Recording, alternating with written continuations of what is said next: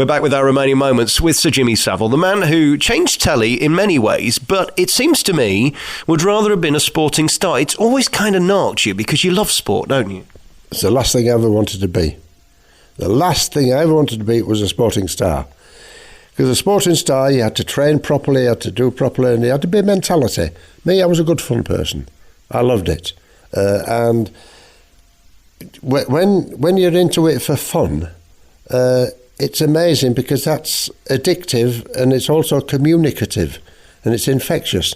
So I was having fun and I was letting other people have fun, and companies would say to me, will you sponsor our product?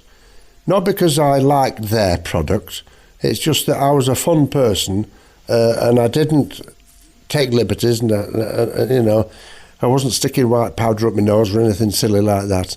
And so I would get jobs. For instance, I did mention that on the 1986 London Marathon, I was sponsored for £286,000, which was far more than the winner got. Who wants to be a winner when you can get loot like that for just having a good nobble? And giving a cigar away at 200 yards and getting it back 300 yards from the finish and all that sort of stuff. And the following year, somebody came and said, we'd like to, what do you want? So I said, have you got any cars? And they said, what do you want? I said, a Lamborghini. So they gave me a new Lamborghini. Now, you go to see any of your sports stars, has anybody ever given you a Lamborghini? They said, bloody haven't, no. They said, well, how come he got one? Oh, well, he's him. He's different. Did you ever find a resentment in show business that you have this power, the power of the public to get the money, the power of your celebrity to get the endorsements? Let's go back, let's say 20 years. They think I'm odd. That's all they think. They said, well, we can't sort of put a rule to him or anything because he's odd. And if you're odd, you're odd. I'm quite used to being odd.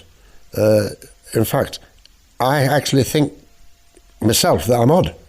And it's something that if you are, you are, and you can't suddenly not be odd.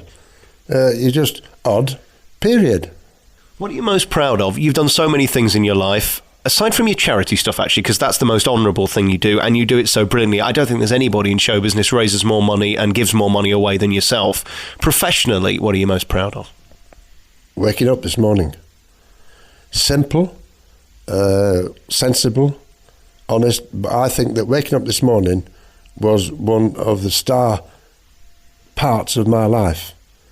And this morning I woke up, let me think, I was on my own, and that is tremendous. How often do you wake up in the morning and have to check to see whether there is somebody on the other side? Well, not very often because what happens, I'm a pushover, and if somebody comes and knocks on the door and says, I've lost my keys to go in, I'll say, step this way. And they say, I thought you'd say that. It's not my fault. I can't help it. I'm a single fella. There's nothing wrong with it. You haven't broken any laws, have you? None whatsoever. And if I do, well, I'll stand for that as well. You talk about waking up in the morning. What about not waking up in the morning and being back with your mum? Do you think about that? No, she'll have gone to heaven. I mean, I've lost my life a few times, one way and another, believe me. But I'm not quite sure. The religious department at BBC once asked me if I'd write a book. So I said, yes, all right then. So I wrote a book, and the fancy day, but we called the book God'll Fix It, right? And it sold for over nearly 40 years through Mowbray's, the religious publishers. And it's an odd book, but very palatable, which is why it sold for all those years. And the last page is that question that you just asked me about not waking up. And if I arrive at the gates of heaven and St. Peter says, you've been a very tricky man, you can't come in here, I'll break his thumbs. Because I'm qualified to do that, because I earn a living being a wrestler. And I've never had a problem yet with anybody whose thumbs I've broke. You talk about that, though, as if there's reasons for you going downstairs. Do you have a conscience about that? Is there stuff you've done that you think will deny you access to the big man? No. I never brought any harm to anybody. I've never bad-mouthed anybody. It sounds a bit yucky, but it's my nature, it's my lifestyle, and I never thought there was a profit in being bad. There might be a profit for a few days, a few weeks, even a few years, but sooner or later you get your comeuppance. And so the best thing to do, I mean, I know a million bad people. I know them, but I've no desire to be one, only because it's not my nature. If it's not your nature, then you're not, holier than thou or gooder than thou. It's just not your nature, full stop. And what about your legacy? Will it be the charity stuff we talk about more than Jim will fix it? Because that's the thing we immediately associate with you. I ain't going. It's too good here. I am probably the only person that you ever will speak to that had a death certificate written out when I was 2 years old. But when I was 2 years old, something was wrong with me. And so in those days, they sent for the doctor, but doctors didn't have cars. They had to walk with the bag in their hand. And the doctor came around, took one look at me and said, right, that's it, and wrote out a death certificate, left it on the sideboard in the bedroom. But I didn't die. So the next morning, the Duchess got 2 pence, which was a phone call in those days, a tuppenny phone call, and phoned the doctor and said, he's still alive. Oh, says the doctor, I'll come round. So he walked round on his rounds, and he said, so he is. And he got the death certificate and tore it up. And that was it. So there's not many people who speak to us had a death certificate torn up by the very doctor that wrote the damn thing out. Let me just end by throwing some names at you of the people you've met, because you've met some incredible people, worked with them. Elvis, what was he like? Elvis was fantastic. What a wonderful, wonderful fella. He really was. He was a bit like myself insofar as all he wanted was a good time. That's why he never went anywhere. He wanted the sunshine, he wanted his pals, he wanted to do his karate, and he wanted to do this, that and the other, and he'd make a record, and he'd make $1 million out of a record, so he didn't feel he had to go. He was a marvellous guy. I was with him in LA, and we were in a car showroom, and he said, come and look at my new car. And so we went, there's this marvellous drop-head Cadillac, and I'm saying, oh, that's terrific, and this, that and the other was in the window. And there was a man and a woman looking through the window, and they see Elvis. They didn't know who I was from a dog's dinner, but they see Elvis and went, oh, Elvis, oh, and he looked at it, and he was shy, and that was what made him devastating, because he was shy. And he went, and he beckoned them in, and he said, hello. I said, oh, Elvis said, and the other, he said, do you like my new car? And they said, yeah. And he said to the fella, he says, have you got another one? And he says, not the same colour, sir. And he said, well, that's it. And he said, that's yours. And they gave him the exact car by a different colour. And with somebody that's got a style like that, I mean, he was a tremendous good. Who else do you want to know about? Sinatra. Did you meet him? Frank. Yes, Frank. It was a completely different world, because that was the world, with respect, of villainry.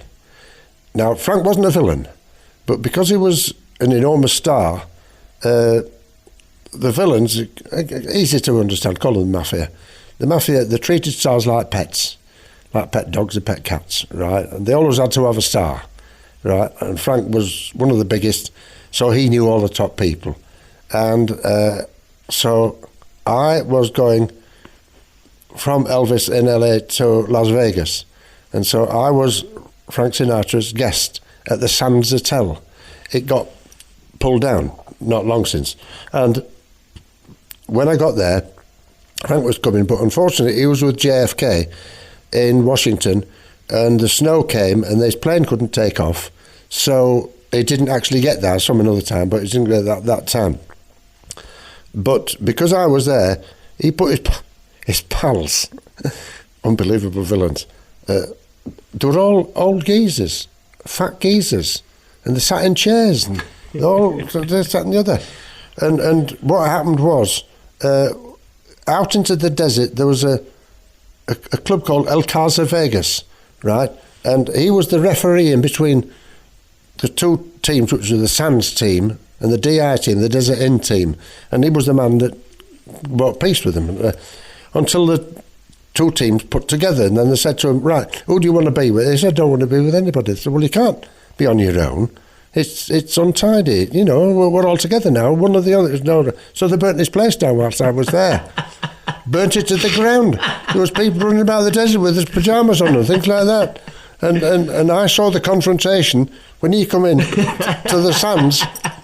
He come into the sands and he put his arms out like this and he says, why? And they said, Jaime, what's wrong? What's wrong? He says, you burnt the place down. He says, Jaime, just a minute. Are you married to my cousin's sister? You know I... Well, that makes you family. No, yes, it does. Now, sit down. And they calmed him down, and that was it. And he didn't have to join either one or the other because he didn't have a place left. It had been burnt to the ground. Incredible. And of all the people you met, who was the most interesting? Did anybody make you starstruck? No, not starstruck. I have an enormous respect for people. And it doesn't matter whether it's a hospital porter who, one of my pals I worked with for years and years and years and years, called Joe, he had my enormous respect because he was worth it. So I have respect for people, but not necessarily starstruck as such. Although I enjoy seeing them. But respect is far more important than being starstruck. Do you have to also keep the balance with your job, that you're not walked over and made a fool of, and that you don't suffer fools gladly? I don't mind being walked over. People have tried to walk over me all their life. Finish up with a broken leg, that's all right. Talking of your wrestling days, I noticed a poster on the wall down there. You love that. Did I read 35 matches, 35 losses? Yeah, the first 35 fights, because no wrestler wanted to go home and say he'd been beaten by a long-haired disc jockey. And I got murdered. In fact, in Leicester it was, we finished up with 11 coppers in the ring. Oh, there was the murders. People jumped in the ring and then they sent for the police and the police come in. And then I got a big pain at the top of my thigh and I turned around and it was a woman with an umbrella with a steel spike on the bottom. And I said, "Oh, what did you do?" And she said, No, you love. Him. What an amazing life and an amazing career, and we've not even touched the sides. It's been a true honour meeting you, and thank you very much for allowing me into your home and getting an insight into the Jimmy Savile world, because it's extraordinary. And thank you for the memories. You brought so much happiness to so many people, and especially of my generation. I see a couple of letters on the wall there from Jim Will Fix It. You touched people in so many ways, and you almost didn't have to try, did you? Well, I didn't consciously try. It's just that I did what I did. If it was palatable to people, then I was a winner. And if it wasn't palatable, I wouldn't have been in business. And it appears to have been palatable, and I'm still the same today as ever I was. Odd, very odd. So Jimmy Savile, thank you very much for your time. Pleasure.